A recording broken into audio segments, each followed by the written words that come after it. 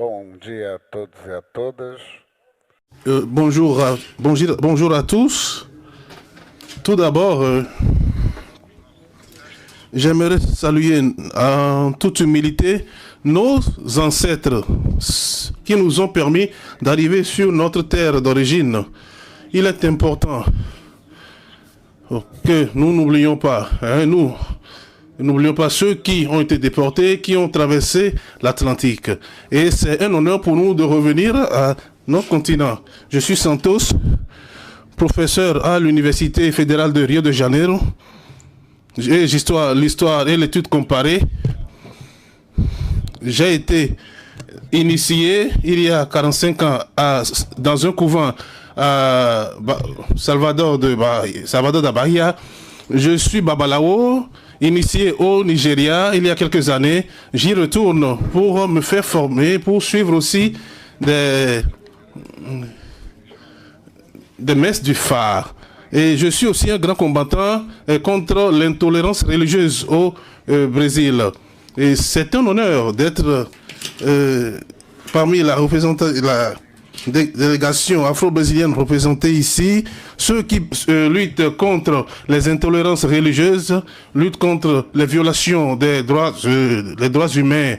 Et donc, ce dialogue avec les Africains, et aussi quand il s'agit de la diaspora africaine, il faut montrer cette importance, pas seulement culturelle, mais une alliance politique et le respect de cette tradition, les traditions du Brésil et de la diaspora. Oui.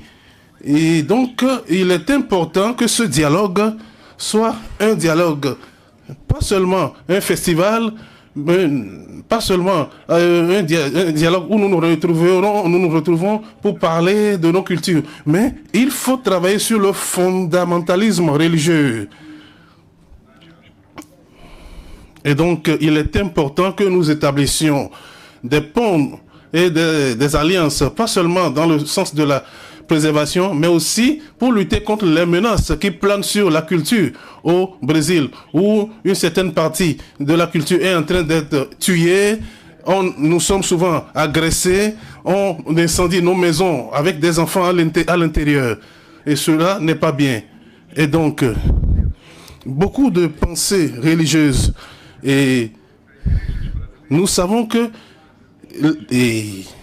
il y a des églises en Afrique, des églises au Brésil, mais au Brésil, nous subissons l'intolérance religieuse. Il faudra donc qu'ensemble, nous puissions mener la lutte. Alors, je vais inviter des acteurs qui vont monter sur ce panel pour que nous puissions établir ce dialogue. Aimée Jean Filtre, et donc, elle est docteure en théologie historienne. Je vous invite donc pour partager votre expérience avec nous.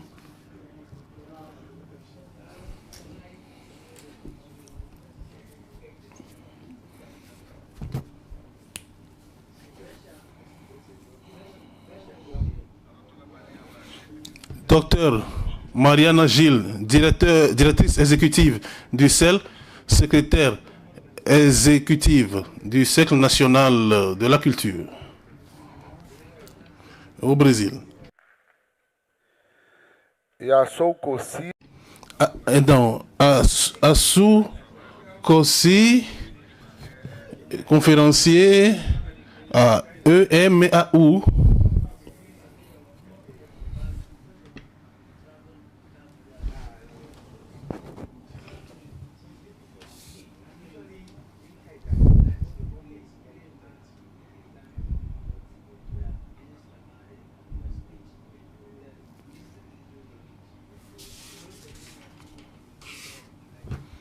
Il n'est pas présent.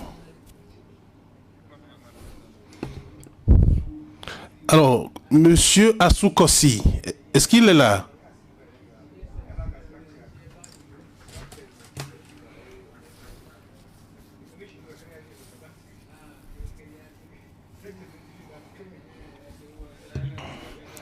Eh bien, c'est 10 minutes pour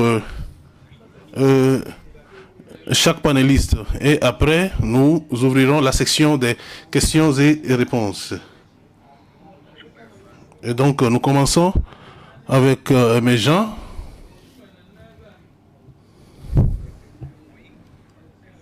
Si.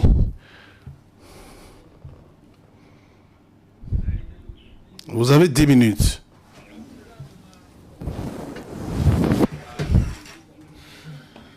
Ce matin.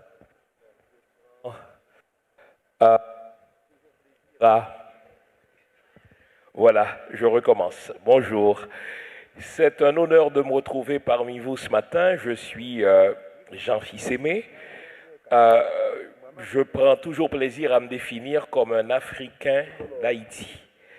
Pour moi, mon identité africaine englobe celle d'Haïti et je reprends l'expression de mes compatriotes haïtiens qui consiste à dire qu'Haïti, c'est l'extension de l'Afrique en Amérique, c'est l'extension de l'Afrique dans les Caraïbes.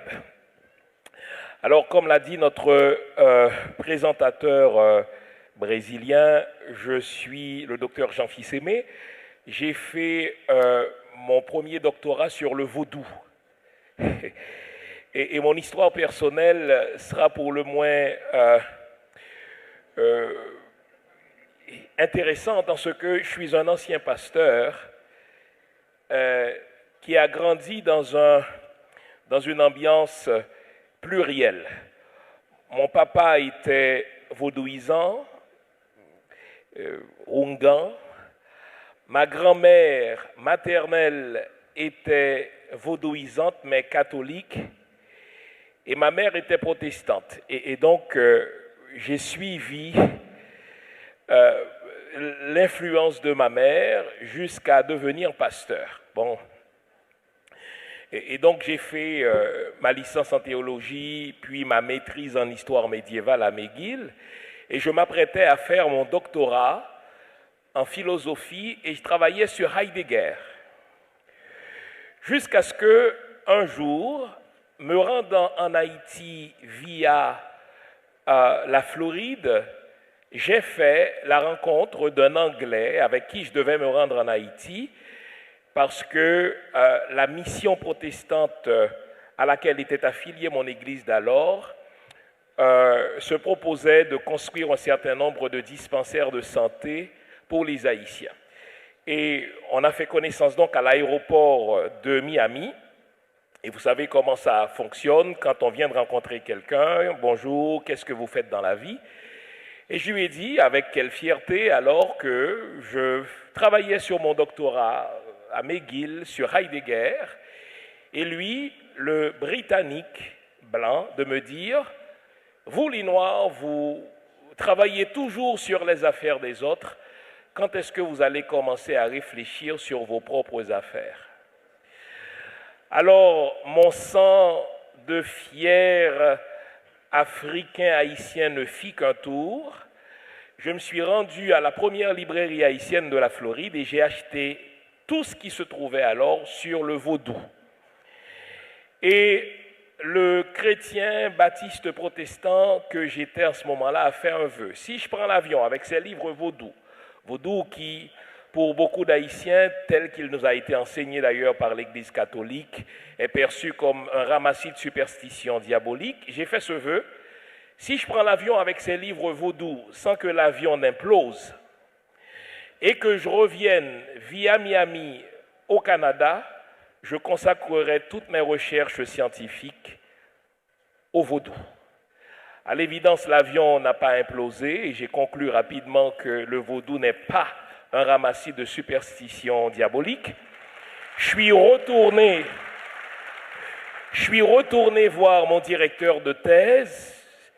Je lui ai dit, je veux changer de sujet, je veux faire mon doctorat sur le vaudou. Alors, il me fait de grands yeux et il m'a parlé alors d'un spécialiste du vaudou qui est payé par la NASA, qui fut payé par la NASA pour explorer les savoirs scientifiques du vaudou, en particulier toute la question de la zombification, parce que la NASA a fait l'hypothèse suivante: si on arrive à voler la recette par laquelle certains praticiens du vaudou peuvent infliger la mort et ramener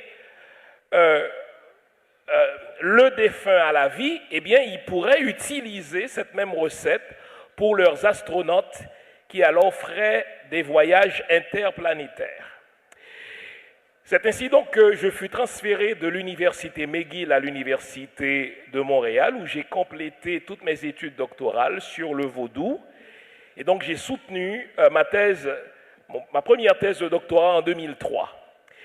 Et laissez-moi vous dire que c'est la chose la plus signifiante que j'ai réalisée dans ma vie, c'est-à-dire étudier ma culture fondamentale et réaliser surtout comment nos colonisateurs, nos néocolonisateurs d'aujourd'hui, nos hypercolonisateurs des temps modernes continuent de nous faire peur de notre propre culture afin de mieux nous contrôler. Et donc je tenais à vous présenter ce petit bout de mon histoire personnelle pour que vous compreniez d'où je suis parti et faire ce qu'on appelle en épistémologie l'ancrage personnel de mes convictions. Alors, je suis là pour vous parler de culture, il faut y aller donc d'une définition simple, à la rigueur simpliste de la culture. Qu'est-ce que c'est que la culture? La culture, c'est ma façon à moi d'habiter le monde. Ma culture englobe non seulement ma vision du monde, ma perception de la spiritualité, ma culture recoupe mon éducation, mon instruction, ma scolarisation, et ma culture, et c'est de cela que je voudrais parler ce matin, devrait forcément imbiber ma façon de gérer l'espace, ma façon de gérer la cité, ce qu'on appelle globalement la politique. Je voudrais d'entrée de jeu défaire un mythe qui veut que la laïcité soit une façon de gérer la cité sans spiritualité. C'est du bluff. Il n'y a pas de politique sans spiritualité. Et les États qui prétendent être des États laïques afin de sortir de la sphère publique la spiritualité se trompent en ce qu'ils confondent religion et spiritualité. Je ne veux pas vous parler de religion, c'est plutôt une notion occidentale, je veux vous parler de spiritualité. Si vous avez suivi l'actualité britannique de ces dernières années, vous avez vu que pour la première fois dernièrement, il y avait un Britanno-Indien qui fut nommé par son propre parti Premier ministre britannique. Et l'un des premiers gestes qu'il a posés avant d'entrer au 10 Downing Street, c'était quoi? C'était de faire une offrande à ses dieux. Il a déposé un plat de riz, il a fait des rituels. Et ce qui est intéressant, c'est que personne n'a taxé de superstition sa pratique et personne n'a dit que ce qu'il a fait là était l'illustration d'un ramassis de superstitions. Non, il a compris, ce Britanno-Indien, que la politique est un haut lieu mystique, c'est un haut lieu de spiritualité et que tout pouvoir vient des dieux ou de la divinité. Encore faut-il intégrer cette spiritualité dans sa façon de gérer les cités. Un autre exemple que vous ne voyez pas toujours, parce qu'il y a toujours un aspect exotérique de la politique, ce qu'on voit, et un aspect ésotérique, ce qui est réservé aux initiés. Mais savez-vous que quand quelqu'un est reçu roi ou reine en Angleterre, il passe par un certain nombre de rituels ésotériques, et l'un de ces rituels, c'est de porter le caleçon ou le sous-vêtement de ses aïeuls ou de ses aïeux. Une autre chose, c'est que quand un enfant du roi, un prince, une princesse, donc qui est promise ou promis à la couronne, est né lors de son baptême, cet enfant-là doit porter la même petite robe que portaient ses prédécesseurs sur des siècles.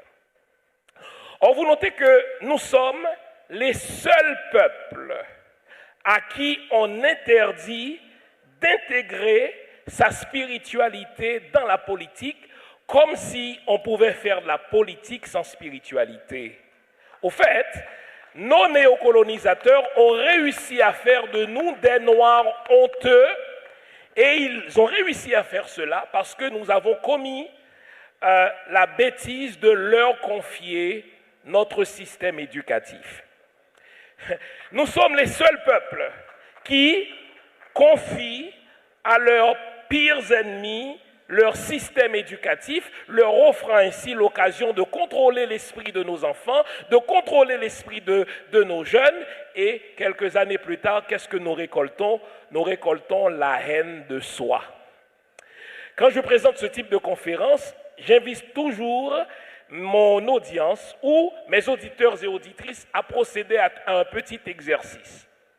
Si vous fermez les yeux et que je vous demande de concevoir le beau versus le laid, le bon versus le mauvais, vous allez voir que instantanément, le beau se présente dans les traits de vos colonisateurs.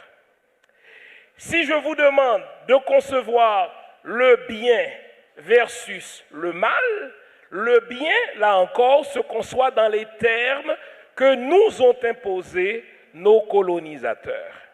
Et cela perdure. Pour quelle raison? C'est parce que nous continuons, sous prétexte ou sous couvert de la décolonisation, de perpétuer les traits fondamentaux de ce que j'appelle l'éducation coloniale. Nos écoles, malheureusement, et je vais terminer, ne sont pas encore tout à fait affranchies du prisme de la colonisation. Nos écoles demeurent des écoles coloniales, en ce que les archétypes que nous enseignons encore à nos enfants demeurent des archétypes colonisateurs. Les amis, nous sommes à ce 9e congrès du panafricanisme. Il est temps de reconcevoir l'éducation africaine et voir les objectifs de cette éducation. Les objectifs de l'éducation panafricaine devraient être de libérer notre jeunesse de tout a priori ou de tout archétype, n'est-ce pas, qui vient du monde de nos ennemis et d'intégrer pleinement les fondements de notre belle culture. Nous sommes un beau peuple, nous sommes un grand peuple, nous sommes un peuple joyeux. Il est temps que nous vivions notre culture sans complexe d'infériorité aucun. Je reviendrai tout à l'heure. Merci de votre écoute. Muito obrigado. Merci, merci. Une très belle analyse de votre part. Maintenant, nous allons écouter Dr Mariam G du Brésil. Merci, bonjour à vous tous. Avant de commencer, je pense qu'il est important de saluer Monsieur le ministre du Tourisme et de la Culture du Togo, Monsieur Isaac, et aussi saluer notre président de la Fondation Palmarès en représentation de Madame la ministre Jean-Georges. Et je salue toute la délégation brésilienne qui s'est bien organisée avant le début du congrès pour être ici. Professeur Ivani Idavanda, je pense que c'est un honneur pour moi. Hein. Je suis très content de vous voir tous ici. Alors, je commence.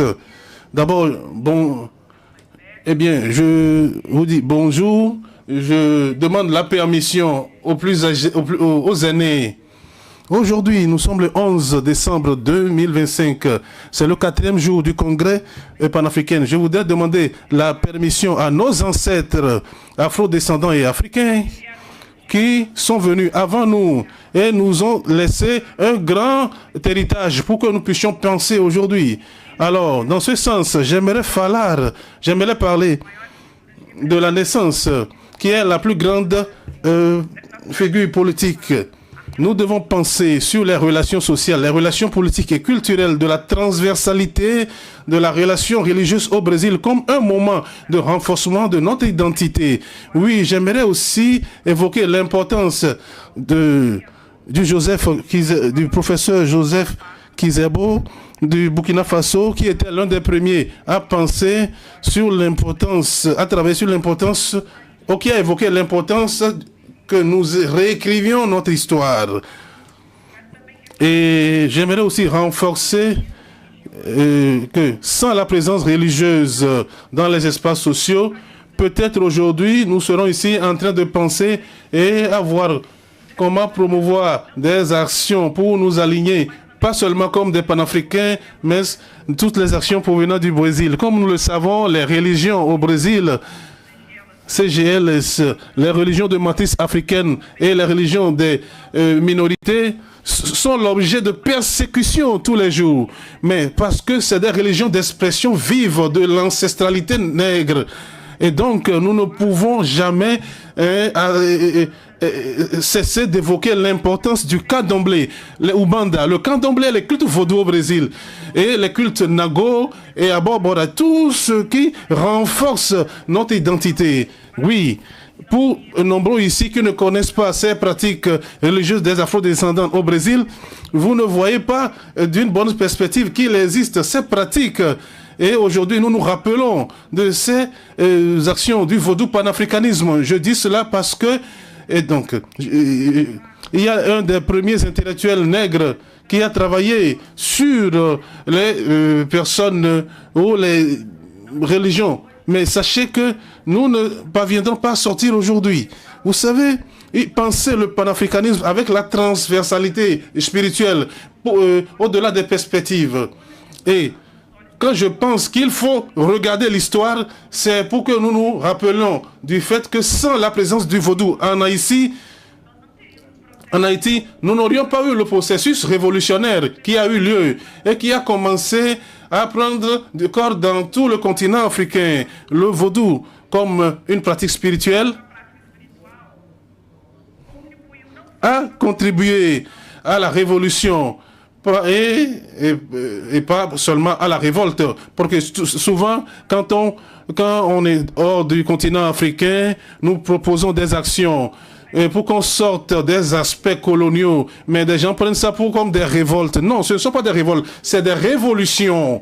Donc, faire la promotion du vaudou. Et cela a permis à Haïti d'obtenir son indépendance. Je retourne vers le Brésil pour penser justement aux perspectives des relations avec les matrices africaines. Oui, nous savons tous aujourd'hui que la différence religieuse, l'intolérance religieuse est une réalité. Et nous ne pouvons pas manquer de mentionner les religions de matrice africaine qui continuent de façon incisive à nous encourager pour que nous puissions avoir notre autonomie politique et aussi notre autonomie sociale, culturelle, économique. Et c'est des religions qui contribuent à ce que nous finissions contre le processus de la dictature. Et pour dénoncer toutes les persécutions que nos peuples ont subies. Et aujourd'hui, cette religion nous permet de vivre. N'oubliez pas que ce sont les religions de matrice africaine qui aujourd'hui, et nous espérons que cela va durer, qui garantissent et qui protègent notre vie spirituelle. Alors, il n'est pas possible que nous pensions de la spiritualité sans penser au panafricanisme. Je veux dire que nous tous ici, les Noirs, afro-brésiliennes, africaines, même qu'étant pas directement impliqués dans l'action du panafricanisme, nous promouvons le panafricanisme sur la base, avec nos actions, l'action d'union, la promotion de la politique, la promotion sociale, la promotion économique. Oui, nous devons comprendre que il est important que nous revoyons un peu notre histoire et nous procédons à la réécriture de notre histoire à travers la réalité. Joseph Kizerbo y a travaillé, il en a parlé, il a dit qu'il n'est pas possible qu'on pense à la réécriture de l'histoire africaine sans penser aux traditions culturelles. Oui, Joseph Kizerbo, il a toute cette phrase, la culture, la tradition. Alors, pour le plus que nous savons de la colonisation, eh bien, il est important que nous entreprenions toutes les actions et sans oublier que nous avons des liens entre nous. Et il est important que nous fassions tout pour sécuriser nos richesses de l'ancestralité. Et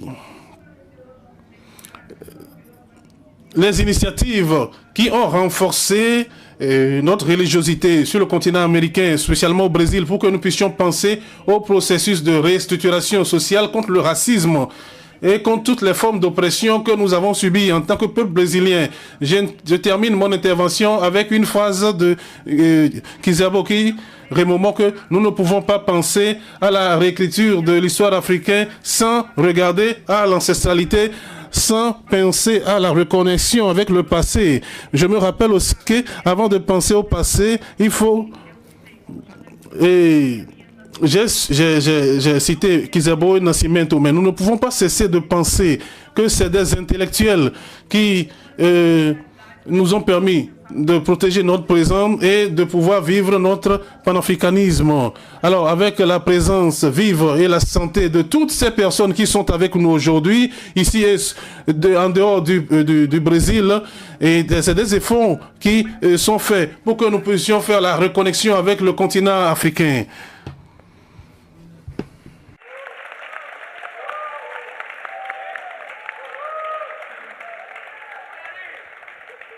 Bom, tá bom, tá boas falas, vamos fazer boas reflexões. Nous allons faire de très bonnes réflexions. Et nous devons savoir que la spiritualité est une chose, la religion en est une autre. Nous allons maintenant donner la parole au professeur Ag. Identité collective, fondement d'un humanisme panafricain. Mais tout d'abord, je voudrais donc rendre hommage à mesdames et messieurs les ministres ici présents, les vénérés prêtres et prêtresses, je m'incline et noie les dos. Honorable délégation, je suis profondément honoré de prendre la parole dans ce 9e congrès panafricain qui se penche sur un thème d'une importance décisive: le rôle des cultes et des cultures africains dans le développement de l'Afrique et l'épanouissement des peuples afro-descendants. Nous nous retrouvons aujourd'hui pour interroger ce qui nous fonde, pour interroger la matrice originelle qui a donné naissance à nos systèmes de pensée, à nos valeurs éthiques et à nos institutions sociales, à nos arts et à nos visions du monde. Cette matrice, c'est la spiritualité africaine. Et mon propos sera de montrer que cette spiritualité, comprise dans son essence et non dans ses caricatures, porte les germes d'un nouvel humanisme panafricain, capable de rassembler nos peuples, de renforcer notre identité collective et d'ouvrir des perspectives de développement durable. Comprendre la spiritualité africaine, un système, pas un folklore. La spiritualité africaine est souvent réduite par ignorance ou par idéologie à des pratiques folkloriques ou à des croyances irrationnelles. Or, elle est avant tout un système de connaissances, un langage du monde et une philosophie de la relation. Quelques éléments essentiels pour illustrer mon propos. Le principe d'unité. Tout est relié, le visible et l'invisible, l'humain, la nature, les ancêtres et les forces vitales. La sacralité de la vie. Chaque être, chaque chose est porteur d'énergie, d'essence et de dignité. Le rôle de la mémoire. L'oralité, les rites et les symboles sont les lieux de conservation du savoir. Et enfin, l'équilibre comme norme éthique. Ce que nous appelons Maat, le vaudou en lui-même en tant que spiritualité. L'Ukama, par ailleurs, repose toujours sur cette recherche de l'harmonie. Dans ce sens, la spiritualité africaine n'est pas un culte du passé, c'est un outil d'organisation sociale, un cadre de rationalité et une technologie de l'existence. Et donc, comme le disait le frère tout à l'heure, effectivement, il n'y a pas de politique sans spiritualité. 2. La spiritualité est une identité collective.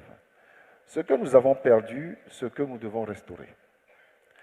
Pendant des siècles, nos spiritualités ont été dévalorisées, interdites, diabolisées. Identifier cette rupture est essentiel car elle a eu plusieurs conséquences. La fragmentation de notre identité collective, la perte de souveraineté philosophique et morale, la rupture de la continuité historique. Or, aucun projet politique panafricain ne peut émerger si nous restons divisés intérieurement, spirituellement et culturellement. L'identité collective africaine doit donc être enracinée ou réenracinée dans nos philosophies traditionnelles, car ce sont elles qui disent qui nous sommes, comment nous vivons, comment nous créons du lien et comment nous concevons l'humain. 3. La spiritualité africaine comme fondement d'un humanisme panafricain. Nous devons dépasser la simple revendication culturelle et formuler un véritable projet de société. Cet humanisme panafricain que j'évoque repose sur 3 axes. Un humanisme de la relation, c'est-à-dire la conception africaine de l'être humain est résumée par le célèbre « je suis parce que nous sommes ». Ici, l'individu n'est pas écrasé par la communauté, mais il s'épanouit en interaction avec elle. Ensuite, un humanisme de la mémoire. Nos spiritualités traditionnelles sont des bibliothèques vivantes. Elles permettent la transmission intergénérationnelle, l'apprentissage des symboles, la construction d'une conscience collective. Et nous qui sommes de la côte ouest africaine ici, j'en veux pour preuve le FA qui n'est pas que géomancie, mais qui est un système, une sorte de médiathèque et qui porte tous les axes donc de connaissances. En 3, il y a l'humanisme de l'énergie créatrice. La spiritualité africaine est intimement liée à l'art, au langage, au geste, à la danse, à la musique, à la sculpture, au rite. Je n'en cite que cela. Elle stimule la créativité individuelle au service d'un sens collectif. Dans cette perspective, l'artiste, le maître du culte, le gardien des traditions ne sont pas des personnages folkloriques, mais des architectes du monde symbolique. Ils construisent l'imaginaire commun dont tout un peuple a besoin pour avancer. En 4, je parlerai donc du rôle des cultes africains dans le renouveau du panafricanisme. Pour que le panafricanisme du XXIe siècle soit solide, il doit se fonder sur nos propres valeurs civilisationnelles. 3 contributions majeures des cultes africains peuvent y contribuer, à savoir la cohésion sociale et le lien communautaire, la souveraineté spirituelle et culturelle, la réhabilitation des savoirs endogènes.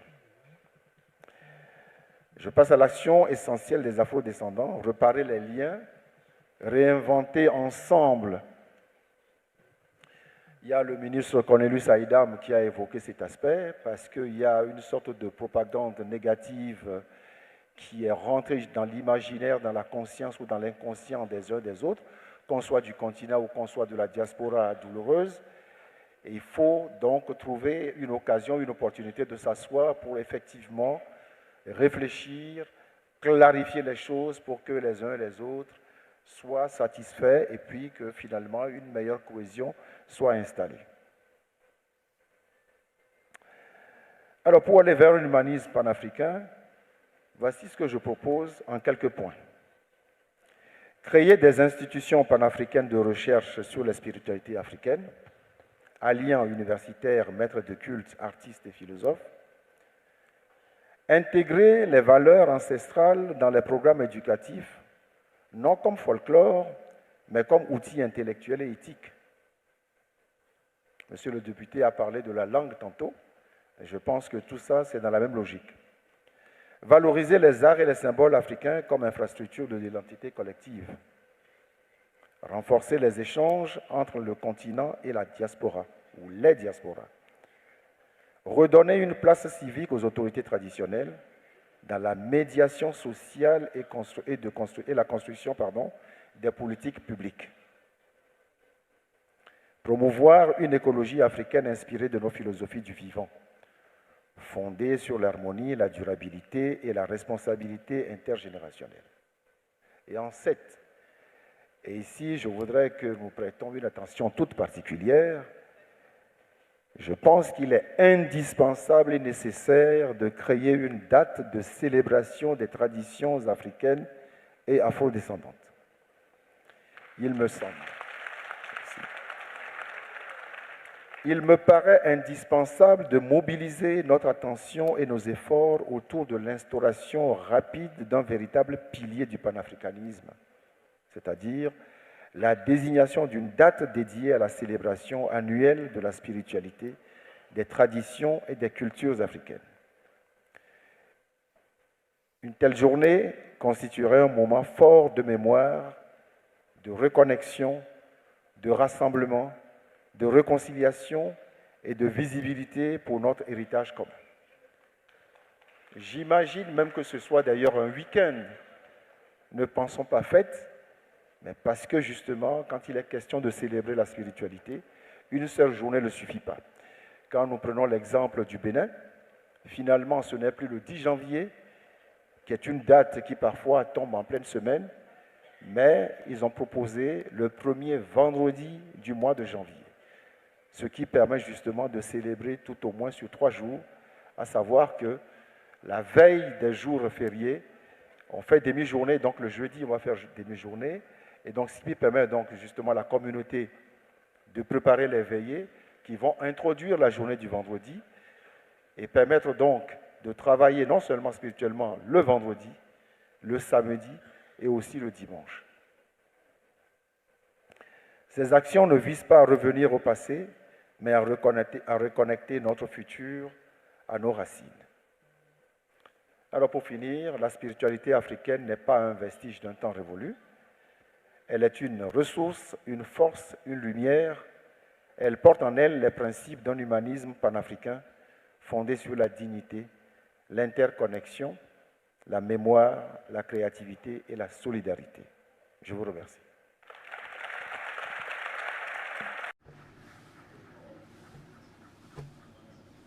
Merci.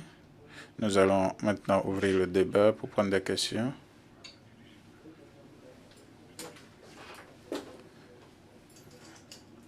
Donc, il faudra donc dire à qui la question est dirigée.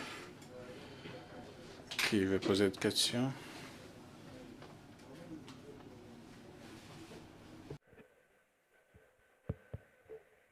Alguém tem que dar o microfone lá. Veuillez lui donner le microphone, s'il vous plaît.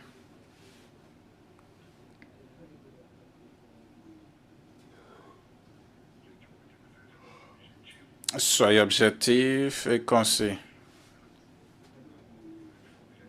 Nous n'avons plus que 7 minutes, donc soyez précis et concis pour qu'on puisse tous participer. Bonjour à tous et à toutes, je suis Makwa Céline du Brésil. Je suis une femme du candomblé. Et ce matin, je parlais avec Elio Santos que j'ai rencontré ici.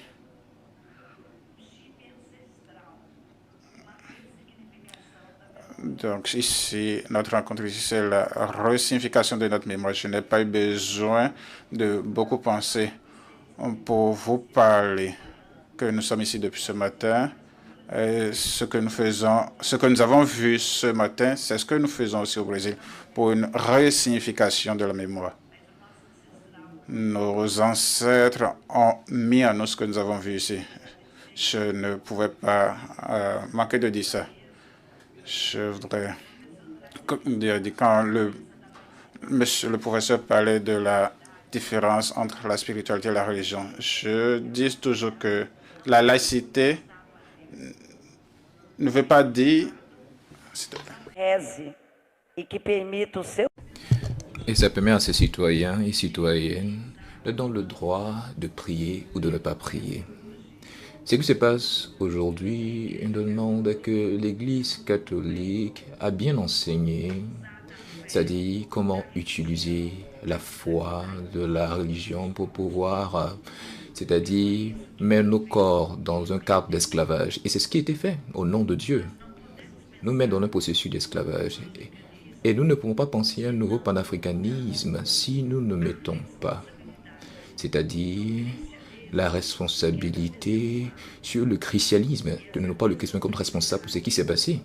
Et cette responsabilité-là passe par les valeurs pécuniaires, les valeurs particulières du pardon et de la redevabilité. J'aimerais que vous puissiez faire un commentaire là-dessus et j'aimerais également évoquer une autre question, c'est-à-dire, lorsque nous parlons du nouveau panafricanisme, quelle est la tâche qui nous est attribuée en ce qui concerne notre spiritualité? Sinon, pensez par exemple que au cours du siècle XXI, il y a eu plusieurs changements, transformations et réformes. Comment est-ce que nous qui travaillons à partir du concept de la spiritualité, c'est-à-dire comme moteur de notre survie dans le monde, comment est-ce que nous allons travailler au sein de ce nouveau concept de panafricanisme, avoir cette intégration et ces nouvelles pensées? Merci. Donc, qui aimerait intervenir encore afin que nous puissions avoir l'ensemble des questions, voilà, une bonne fois pour toutes. Exprimer un triple point de vue. En tant qu'universitaire, ayant été formé dans les meilleurs établissements d'enseignement français, mais je voulais aussi m'exprimer en tant que fils du pays, appartenant à une lignée de grands maîtres spirituels et religieux. Je voudrais aussi m'exprimer en tant que porteur de l'action politique. Alors, j'ai semblé, dans vos propos, il y a beaucoup de confusion entre spiritualité et religion. La religion, c'est la manière dont nous établissons des liens avec la transcendance. C'est un ensemble de croyances, un système de valeurs qui nous permet de louer des dieux. Et le vaudou serait, pour définir strictement, cette manière dont certains peuples ont de vouloir intercéder auprès des dieux. En cela, quand vous avez un problème, si vous allez par exemple, si vous célébrez le culte Revieso, vous avez quelque chose, vous demandez à la divinité Revieso de régler ce problème. Donc, il y a un nombre de pratiques.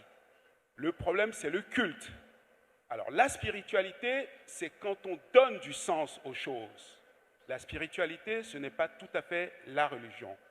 Et du reste, vous remarquerez que quand les colonisateurs sont venus, ils ont effectivement fait en sorte qu'il y ait cet oubli de nous-mêmes. Et ce qu'il faudra aujourd'hui, vous l'avez souligné d'ailleurs, professeur, l'éducation est importante, mais le niveau politique aussi. C'est-à-dire en faire en sorte que toutes nos traditions soient valorisées et que cette honte que nous avons de nous-mêmes, quand par exemple vous êtes un initié du Fa, être un initié du Fa, ce n'est pas simplement puisque ceux qui connaissent très bien la franc-maçonnerie savent que la franc-maçonnerie, l'initiation maçonnique et l'initiation du Fa, ce qui différencie les deux initiations, puisque c'est un cheminement vers la lumière, c'est que dans l'un, vous avez des pratiques, il y a du culte, il y a peut-être du sang qu'on fait couler au terme de l'initiation, alors que dans l'autre, on a la parole, on a le sens vers la lumière. Mais l'initiation est la même, puisque c'est un cheminement vers la lumière, à la différence que dans le Fa. Mais dans le Fa, ce qu'on néglige souvent, ou plutôt ce qu'on met souvent en lumière, c'est la partie divinatoire, alors que dans le Fa, ce n'est pas la partie divinatoire qui est essentielle. Dans le Fa, ce qui est essentiel, ce sont les leçons de vie qu'on vous enseigne. C'est-à-dire que quand vous allez voir le Fa, ce que le Fa vous enseigne, sa réponse est donnée sous forme de parabole. Elle ne vous dit pas oui ou non, mais c'est pour ça qu'on dit dans notre tradition, entendre la voix du Fa. Celui qui entend la voix du Fa sait bien interpréter, puisqu'il y a une, Baba, vous devez le confirmer, puisqu'il y a une pluralité de sens qui est donnée. La même histoire, quand vous posez une question, peut vous renvoyer à plusieurs proverbes. Mais quand on entend, d'où l'initiation, d'où l'ascèse, l'introspection pour comprendre.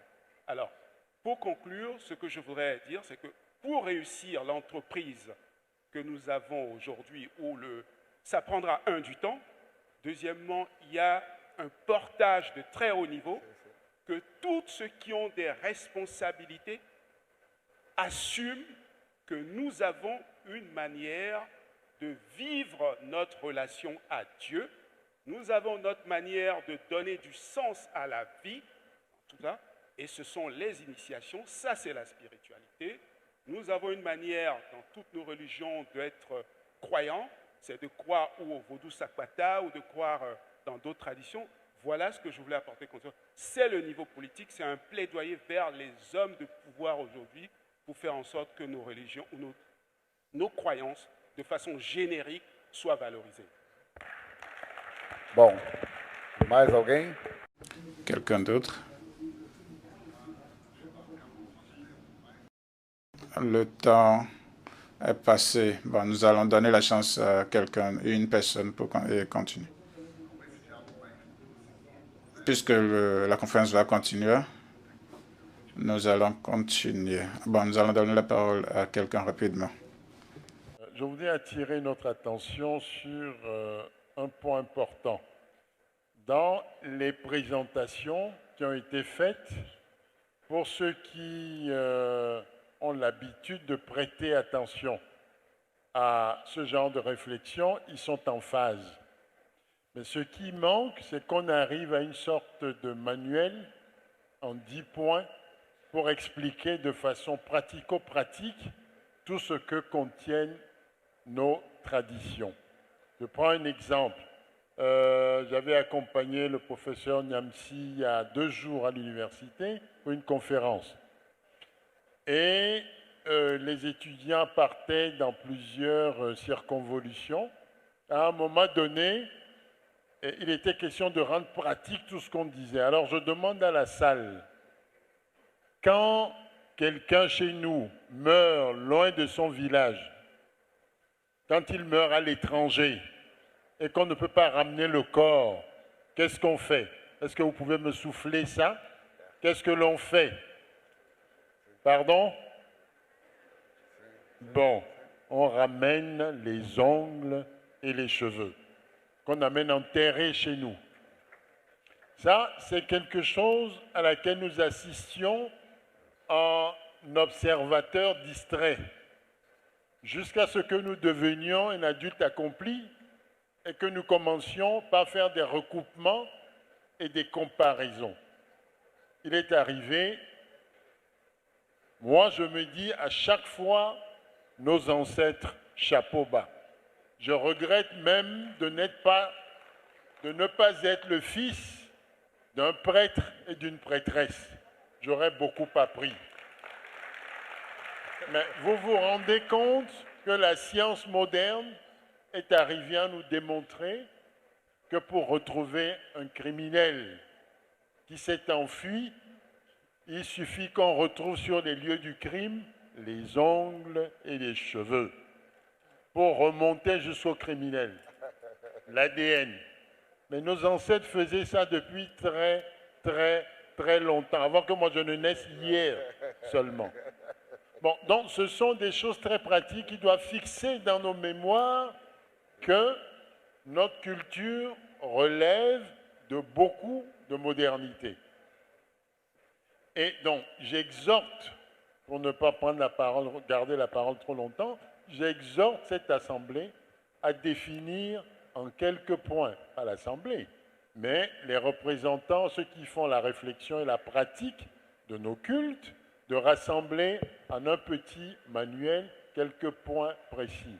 Pourquoi on, comment est-ce qu'on dit ça en français? En anglais, on dit outdooring. Sortir l'enfant, quand l'enfant naît. On sort l'enfant, je crois que c'est le 7e jour, il y a des rites qui se font et il y a avec des correspondances très particulières. On nous disait que quand Jésus était né ou bien quand il allait naître, les rois mages regardaient le ciel, la position des astres et des étoiles. Mais quand vous comparez cela à ce qui se fait chez nous, avant que l'enfant ne naisse, je parle confusément parce que je n'en ai pas la maîtrise. Avant que l'enfant ne naisse, on jette les coris, n'est-ce pas? On sait d'où il vient. On demande de qui il est l'incarnation. Et il y a des cas très frappants où l'enfant est malade, très malade, tout le monde pense qu'il va mourir bientôt. Et puis, on va voir les devins, on essaye de redécouvrir de qui il est l'incarnation, on fait quelques cérémonies et l'enfant recouvre une santé du début jusqu'à la fin de sa vie. Alors, je souhaiterais qu'en partant d'ici, nous réfléchissions à un petit manuel en 10 points.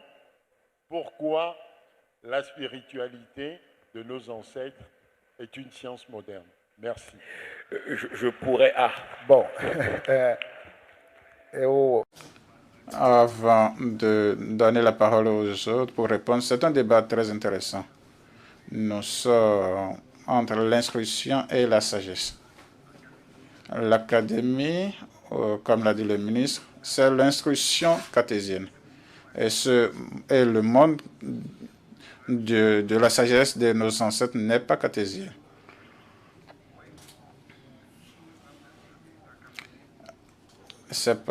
On a fini avec les questions. Nous avons fini avec le temps. Nous sommes au-delà du temps. Je ne vous ai pas vu, désolé.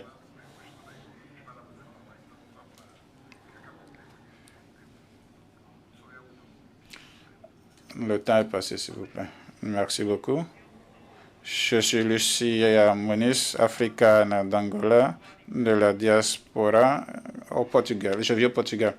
Je voudrais parler des femmes, parce qu'en premier lieu, nous sommes dans la deuxième décennie des femmes africaines décrétée par l'Union africaine et dans ce congrès. Nous avons peu parlé des oreilles panafricanistes. Et je n'ai pas entendu parler de la grande référence féminine qui est Awa Keïta, qui est fondatrice de l'organisation panafricaniste des femmes. Je n'ai pas entendu parler de Chani Matan Sissé, une de nos sœurs de la Guinée-Conakry, qui a été ministre sous Sékou Touré et a été la première femme africaine à présider le Conseil de sécurité des Nations Unies. Et c'est grâce à elle que nous avons obtenu une résolution qui a condamné le Portugal, le colonialisme portugais et a exigé l'indépendance de 5 pays, Angola, Cap-Vert, Sao Tomé et Principe, Cap-Vert. Et il faut donc mettre les femmes à leur place. Nous sommes nous devons parler de ces panafricains Rodriguez et autres, Titi Nassila de la Guinée-Bissau. Donc, les femmes ont un rôle. Le rôle des femmes a été ignoré. Je voudrais donc demander à Marianne quel est le rôle ou la place des femmes dans la spiritualité africaine au Brésil. Merci beaucoup. Debate que impõe Justement, c'est une vision cartésienne et une sagesse. Mais c'est rapidement pour répondre. Par exemple, ici, la technologie plus moderne que nous avons ici, c'est l'informatique. Et il y a plusieurs canaux. Le IFA, il est binaire et il a plusieurs composantes. Donc, lorsque on parle de quelque chose qui est moderne, on parle par exemple de sagesse. Au fait, c'est un débat qui est très intéressant, mais comme je l'ai dit, la sagesse de notre continent a perduré jusqu'à aujourd'hui. Et les cultures qui ont été préservées, par exemple, dans la diaspora, il y a certaines qui ont été préservées, je veux dire, et il y a certaines autres qui ne l'ont pas été. Et il y aura une renaissance en janvier et on parlera du rite de nommé qui, a été perdu. Et cela existait. Et par exemple, il y a des jours où on parlera par exemple de l'oracle qui viendra et qui va permettre de pouvoir parler de la mise en connexion. la question, enfin de la différence entre religion et spiritualité. Je voudrais commencer par la spiritualité. La spiritualité, c'est d'abord un rapport à l'énergie créatrice. C'est de se dire que l'humain qu'on est n'est pas une réalité sui generis, mais que cet humain-là tire son origine d'une énergie créatrice qu'on appellera Dieu ou les dieux, comme on veut, mais qui avait une pensée, qui avait un objectif, qui avait une mission en nous donnant naissance. Et ça, c'est important. Celui qui croit en la spiritualité cultive ce rapport au transcendant. Bon. De ce rapport au transcendant, on infère justement un rapport à l'espace. Celui qui pratique la spiritualité reconnaît son interdépendance par rapport à l'espace, c'est-à-dire par rapport à l'environnement. Hein? Vous voyez tout ce débat que les Occidentaux font aujourd'hui sur l'écologie. Hein? Je rappelle qu'étymologiquement, l'écologie, oikos en grec c'est maison, logos c'est étude, discours, l'écologie c'est le discours sur la maison. Eh bien, nos ancêtres, de par leur spiritualité, reconnaissaient leur dépendance par rapport à la grande maison qu'est l'univers, qu'est la nature. Et vous notez que lorsque nos ancêtres, par exemple, avant de mettre à mort un animal, évoquaient l'esprit de l'animal pour lui demander pardon, ou bien avant de couper un arbre, évoquaient l'esprit de la forêt pour lui demander pardon, les Occidentaux nous taxaient de superstition. Mais aujourd'hui, plusieurs siècles après nous, et c'est ça un petit peu le défaut de l'Occident, est mauvais ce qu'il ne comprend pas, redevient bien ce qu'il comprend plusieurs siècles après nous. Et nous les applaudissons, tandis qu'on aurait dû le leur reprocher de l'avoir su avant nous, que nous l'avons su avant eux. Et donc, la spiritualité, c'est un rapport à l'espace, c'est un rapport à l'environnement qui est basé sur l'interdépendance. La spiritualité aussi induit un rapport à l'autre, l'anthropologie. L'anthropologie de notre spiritualité reconnaît l'autre comme étant un complément. Et notre anthropologie ne repose pas sur la couleur de la peau, notre anthropologie ne repose pas sur nos origines géographiques. L'anthropologie d'une spiritualité bien comprise se base sur l'unicité de l'humain. L'humain, il est un. Mais cette unicité se manifeste dans une diversité. Les endroits géographiques, oui, je vais finir bientôt, les endroits géographiques, la couleur de la peau, qui ne sont que des accidents, mais l'anthropologie de la spiritualité, elle repose sur l'unicité. De notre spiritualité, ça c'est très important pour nous, résulte aussi un rapport à la gestion de la cité, la gestion de la communauté. La politique, telle qu'elle est comprise dans la spiritualité, elle est d'abord service. Quand vous remontez, par exemple, l'histoire de nos ancêtres, vous allez voir qu'on n'a jamais séparé, on les a distingués, mais pas pour les séparer, la spiritualité du service à la communauté qu'on appelle improprement la politique. C'est pour cela que je plaide pour que notre politique, notre façon de gérer la cité intègre, n'est-ce pas, notre spiritualité, parce que cette spiritualité définit ce que c'est que la gestion de la cité-service. Et quand quelqu'un va plaider pour avoir l'accord de sa communauté afin de devenir président, premier ministre et tout ce que vous voulez, il est en train de dire à ses frères et sœurs, donnez-moi le mandat pour vous servir. Et donc vous notez, je termine, que la spiritualité c'est vraiment un concept intégral. Maintenant, la religion c'est un ensemble de doctrines. C'est un ensemble de dogmes qui repose sur le fait qu'il y en a quelques-uns parmi nous qui ont accès exclusivement à Dieu et qui, au nom de cette exclusivité, peuvent nous dire comment fonctionne Dieu. Ça, c'est une pensée très occidentale. C'est pour ça que je dis que dans la spiritualité africaine, même les notions de prêtre sont des notions occidentales. Un prêtre, c'est celui qui me donne accès au transcendant. Non, dans le vaudou, on n'a pas ça. Dans le vaudou, Celui qu'on appelle Wungan ou Mambo, c'est plutôt un gardien de la tradition. Il ne me donne pas accès au Dieu, j'ai autant accès au transcendant que lui. Si bien que dans une cérémonie vaudou, l'esprit peut tomber et chevaucher un enfant de 4 ans et laisser le Wungan ou la Mambo. Et c'est pour ça qu'il faut faire attention, même avec nos concepts. Je suis vaudologue, j'en sais quelque chose. Le Mambo, enfin la Mambo ou le Wungan, ce ne sont pas des prêtres au sens occidental du terme. Ce sont plutôt des gardiens de la tradition, des transmetteurs de nos traditions. Donc faisons attention à cela. Et enfin, la grande distinction, quant à moi, entre la religion et la spiritualité résulte dans ce que je vais dire. La religion est une conception dualiste de la vie. Bien versus mal. Ce n'est pas vrai dans la spiritualité. La spiritualité vaudou repose sur une conception moniste de la vie. Il n'y a pas quelque chose qu'on appelle le mal, il y a le bien. Le mal n'a pas une existence autonome. Qu'est-ce que le mal? Le mal, c'est une privation du bien. Qu'est-ce que le mal? Le mal, c'est une perversion du bien. Qu'est-ce que le mal? Le mal, c'est le refus de faire le bien. Mais le vaudou, c'est pour cela que c'est important, n'a pas quelque chose qu'on appelle Satan.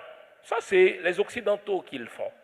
Le vaudou n'a pas quelque chose qu'on appelle le diable, parce que la civilisation occidentale est une civilisation manichéenne, qui est polarisante, qui divise ceux qui croient et ceux qui ne croient pas. Tandis que la spiritualité vaudou, c'est une spiritualité moniste. Il n'y a que le bien. Et même ce qu'on appelle mal, perversion du bien, déformation du bien, privation du bien, finit par entrer dans le grand tout qu'on appelle le bien. Et vous comprenez pourquoi, et c'est vraiment mon dernier mot, dès que vous êtes religieux, vous devez combattre la religion de l'autre. Parce que ma religion est meilleure, la vôtre n'est pas bonne. Tandis que quand on est spirituel, j'apprends de vous, vous apprenez de moi, et je n'ai pas plus accès au transcendant que vous. Nous sommes tous les filles et les hommes de la même énergie créatrice. Merci de l'avoir souligné, monsieur le ministre. Pour clore ce panel, nous allons appeler à présent et donner la parole à monsieur Rémi Appelété, le rapporteur. Merci de l'applaudir, s'il vous plaît.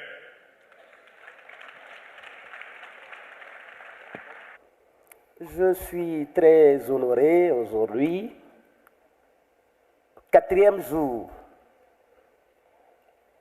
du Congrès panafricain pour, n'est-ce pas, établir le rapport du jour. Et je voudrais sincèrement féliciter le modérateur. Je voudrais très sincèrement féliciter mes chers amis, grands frères aînés, les panélistes. Monsieur le Président de la Fédération nationale, je m'incline devant vous, aux dignitaires, Excellence, Monsieur le Ministre, je m'incline, et je voudrais vous dire combien de fois ce thème, le thème du jour, a retenu notre admiration. Il est dit le rôle des cultes et des cultures africains, disons, dans le développement de l'Afrique et l'épanouissement des peuples. Je ne serai pas trop long, je vais établir le rapport fidèlement, mais je voudrais dire ici et présentement que pour le développement de l'Afrique, il faudrait reconsidérer le FA. Le FA, nous l'avons dit tout à l'heure, c'est un indicateur de chemin. Dans la conception africaine, il faut le dire, ici même, je n'ai pas pu écouter que quand on parle de la spiritualité, tout a commencé en Afrique et précisément en Égypte. Dans le temps, à l'Antiquité, mais c'est le Fa qui guidait nos ancêtres. Tout ce qu'on doit faire, mes prédécesseurs l'ont dit, il faudrait consulter le Fa régulièrement. Que ce soit dans tous les domaines, dans le domaine de la politique, dans le domaine économique. Hier, le professeur Kakonou Boupo l'a dit, il faudrait une monnaie africaine. Mais je voudrais tout simplement dire que l'Afrique doit retourner en arrière. Nous devons revoir, reconsidérer nos réalités, nos valeurs africaines pour que l'Afrique soit véritablement souveraine. Et je voudrais ici et présentement rendre un hommage mérité aux afro-descendants. Soyez les bienvenus. Ceux qui sont venus du Haïti, du Cuba, ceux qui sont venus du Brésil. Le Togo vous accueille chaleureusement. Et puis, je m'arrête ici pour, n'est-ce pas, vous dire que mon rapport sera fidèle par rapport à tout ce qui s'est passé dans cette salle. Merci infiniment.